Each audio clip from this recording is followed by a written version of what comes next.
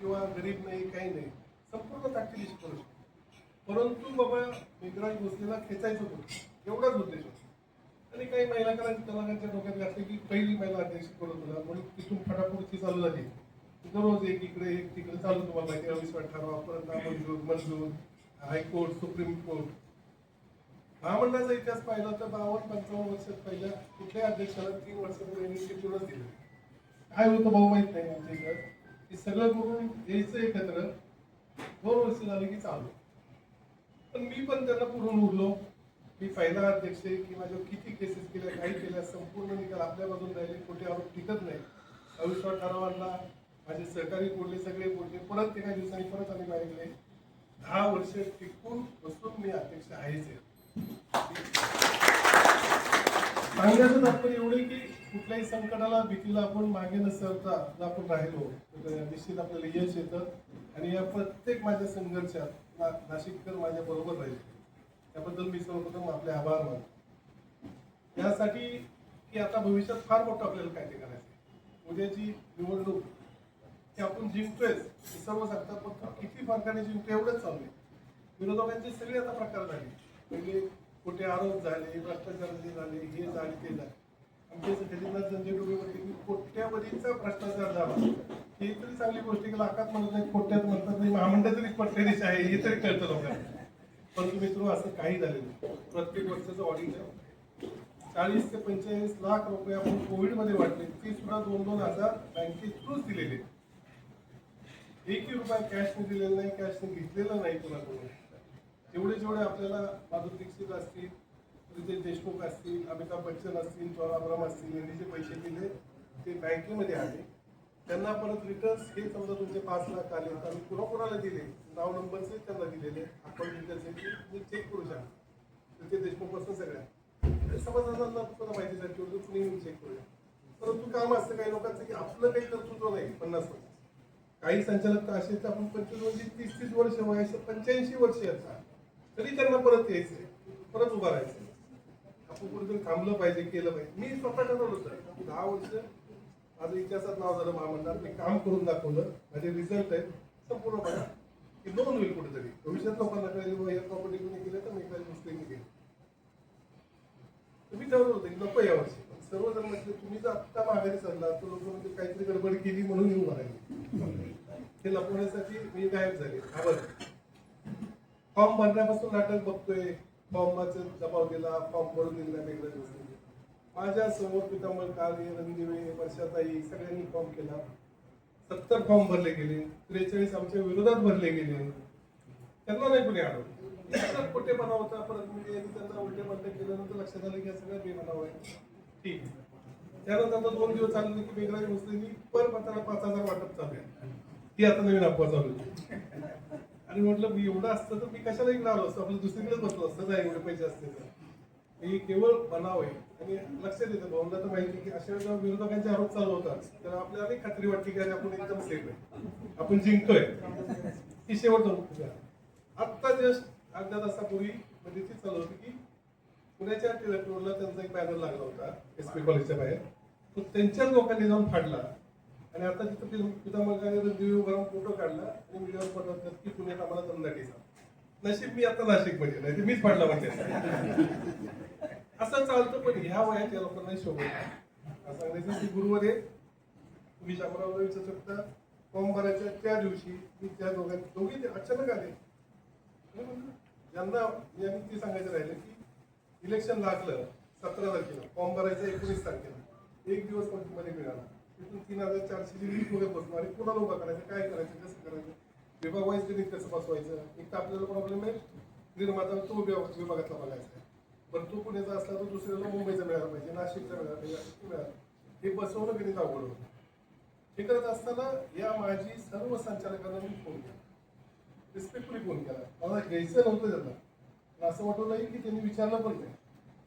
मी phone केला, Satish रणदिवेंना phone केला, पितांबर काळ्याला केला, वर्षाताईंना फोन केला, सर्वांना केला की तुमचा काही इंटरेस्ट आहे का, तुम्हाला उभं राहायचं आहे का, आपण एवढे का पॅनल मागच्या वर्षी निवडून आलो तर असं होऊ नये. सगळे म्हटले नाही नाही नाही, वर्षाताई म्हटले नाही मला आता वेळच नाही, सिरियल नाही, माझं हे ते अजिबात वेळ नाही, यांना माहिती मी पण बोलले. त्यामुळे ठीक आहे का पितांबर रणदिवे म्हणजे नाही आमचं 80च्या वर जमा काय म्हणजे मला आता प्रॉब्लेम आहे सगळे, मला काही इंटरेस्ट नाही, मी तुमच्या पाठीचे आहे, कधी काय गरज लागली तर ठीक आहे सर आम्ही करू. ज्या दिवशी आम्ही शेवटच्या दिवशी 2 वाजता फॉर्म भरले आणि 4:30 वाजता 5:00 वाजता हे सगळे आले नाही फॉर्म भरले, एकत्र दृष्ट्या फॉर्म भरला. हे किती प्लॅन करणारी लोक आहेत. आपण म्हणतो तुम्ही कोंड आपण घेतो, आपण रिस्पेक्टली प्रेमाने कधी बोलत नाही, पण ते विचित्र करायसाठी किती. त्याच वेळेस माननीय काही मान्यवरांनी प्रयत्न केला की आम्ही विरोध करा, महामंडळाची बदनामी बंद करा, पूर्ण महाराष्ट्र शासन तुमच्या पाठीशी उभा राहील. मान्य उदयजी सामंत असतील, आशिषजी शेलार साहेब असतील, यांनी सांगितलं की करा, तुम्हाला पूर्ण मान्यता सगळी मदत करू. मी परत स्वतः सांगायला फोन केला, विजय पाटकरांना फोन केला, सर असं असं आपण करूया का सांगतो. पहिल्या फोनला ते म्हणते ठीक आहे मी विचार करू. ठीक.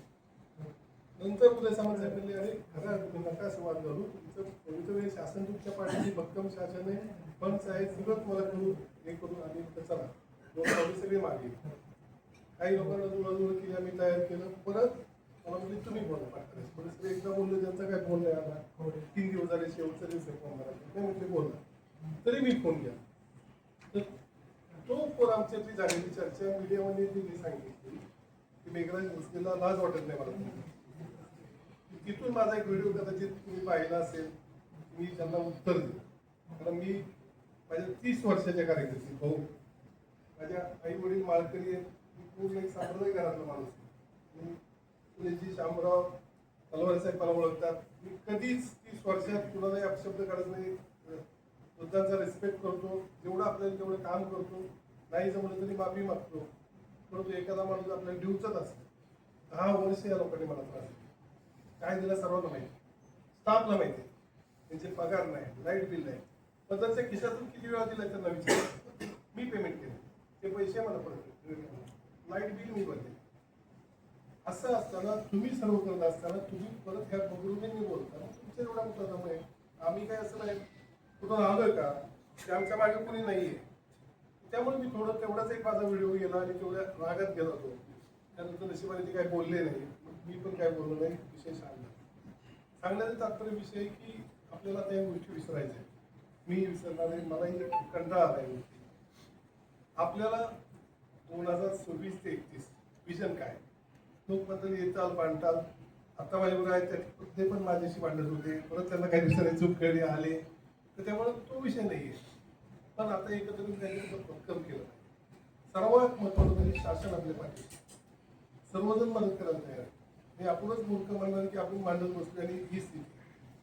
मी तर म्हणतो, आता सांगितलं की शामराव तर दरवेळेस माघारी घेतात. आम्हाला सांगितलं त्यांना काहीतरी चांगलं घडतं, त्यांनी सांगितलं. त्यांनी आता सांगितले की त्यांना 2 दिवस माहिती मी किती भांडायला चॅरिटी कमिशनर पर्यंत भांडत होतो नाशिकच्या सेंटरसाठी, आणि मी करून घेतलं ते. शेवटी असं झालं की संख्या कमी पडते म्हणून संख्या वाढवली. आता तर सोलापूरचं करून घेतलं, तिथं पण 160 वर आले, ते कॅन्सल होत होते. परत तिकडचा प्रॉब्लेम झाला. मी म्हटलं मॅडम करा आता, एवढं झालं तर आमचं झालं पाहिजे मतदान, तेही करून घेतलं, दोन्ही झालं. मी यापुढे सांगतो सेंटर तर झालंच आहे, आणि आता एकदा चालू झालं ना कायमस्वरूपी सेंटर होतं. प्रश्न नाही, कारण पुढच्या वेळेस संख्या 40 ते 45,000 होणार. उलट मी म्हणत होतो आम्हाला 10 तारखेला रिझल्ट होता, मी नाव करून लावले. कित्येक लोक मी गेले नाराज झाले. मी 8 दिवस त्यांना उत्तरच देतोय की सर असं प्रॉब्लेम झाला, तसं झालं, हे झालं. पण आता ती थांबण्याची वेळ नाही. मला माझ्या लिगल सांगितली तुम्हाला यात गुंतवतील, तिकडे इलेक्शन होऊन जाईल, तुम्ही आता लढा. म्हणून मी वोट बांधली. सगळे नशिबाने एवढी वोट चांगली झाली की मुंबई पासून ते कोकणापर्यंत, विदर्भ, मराठवाडा, उत्तर महाराष्ट्र जाईल तिथे चांगला रिस्पॉन्स.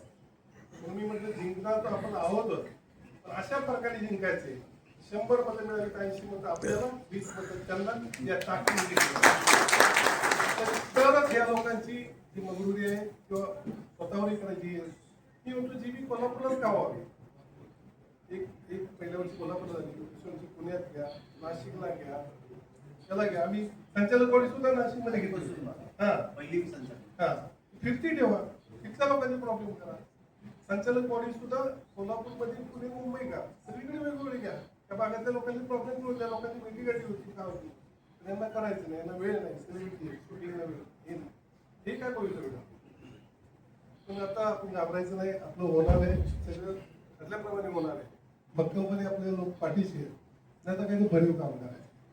मी तर म्हटलं या महिन्यात आपल्याला नाशिकची जागा अशी घ्यायची नाही, म्हणजे ऑफिस चालू करायचं नाही, कुठंतरी भाऊंच्या मदतीने एखादी कायमची प्रॉपर्टी आपल्याला मिळायची, आपण विकत पण घेऊ शकतो.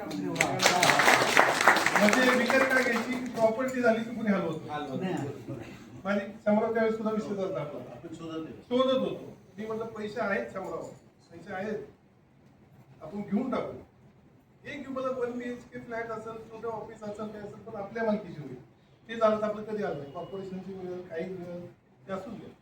तिथं आपण बाकी हॉल करू, काही करू, आपलं रिहर्सल हॉल करू किंवा छोटे थिएटर्स, अशा प्रकारे काय करतात ते बघू आपण.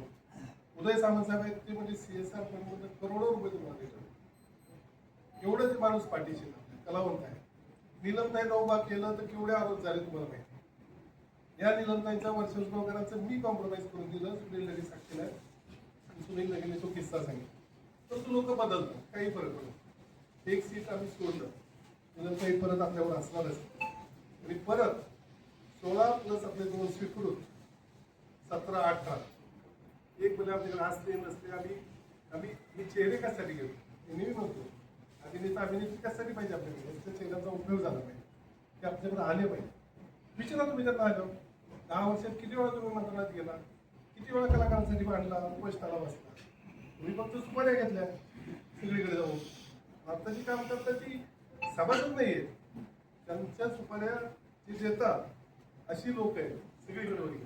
ती लोक येतात. कलाकार तुमच्यासाठी फ्लेक्स लावत नाही, टेबल लावत नाही किंवा पोलिंग एजंट नाही.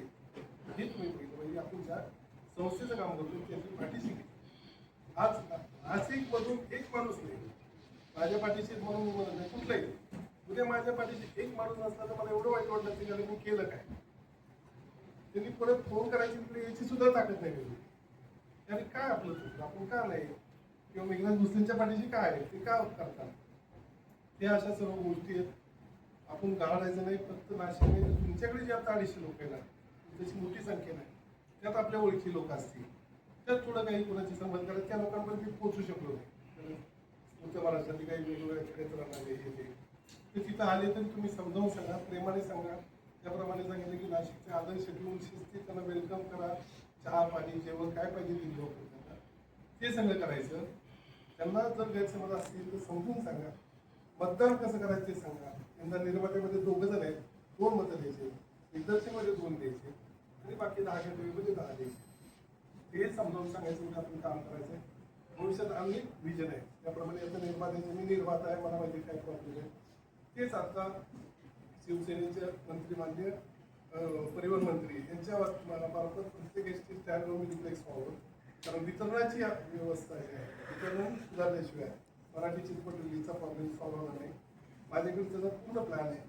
500 छोटे रेट तालुका ठिकाण असेल, कृषी उत्पन्न बाजार समिती असेल, MIDC असेल, तिथं आम्हाला फक्त 3000 स्क्वेअर फीट जागा द्या शासनाकडून लीजवर घ्यायची. तिथं प्रायव्हेट पार्टनर घेऊन आपण थिएटर्स बांधायचे.